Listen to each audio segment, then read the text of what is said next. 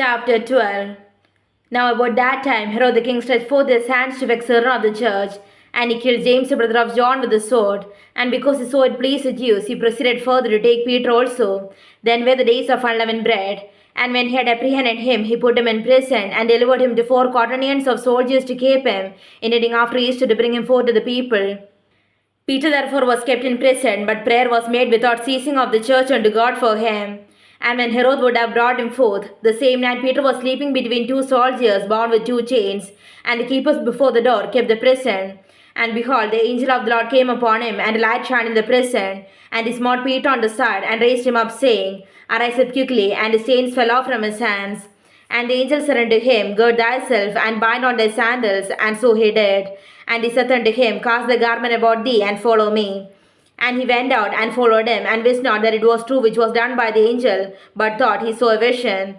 When they were past the first and the second ward, they came unto the iron gate that leadeth unto the city, which opened to them of his own accord. And they went out and passed on through one street, and forthwith the angel departed from him.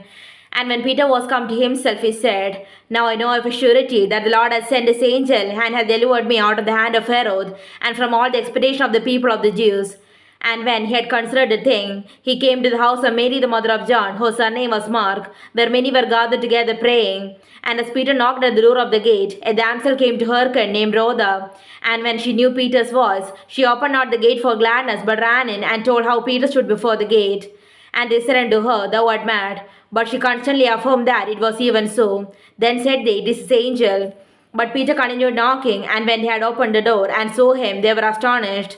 But he, beckoning unto them with the hand to hold their peace, declared unto them how the Lord had brought him out of the prison. And he said, Go, shew these things unto James and to the brethren. And he departed, and went into another place. Now as soon as it was day, there was no small stir among the soldiers what was become of Peter. And when Herod had sought for him and found him not, he examined the keepers, and commanded that they should be put to death. And he went down from Judea to Caesarea, and thereabout. And Herod was highly displeased with them of Tyre and Sidon. But they came with one accord to him, and having made Blastus the king's chamberlain their friend, desired peace, because their country was nourished by the king's country. And upon a set day, Herod arrayed in royal apparel, sat upon his throne, and made an oration unto them. And the people gave a shout, saying, It is the voice of a God, and not of a man.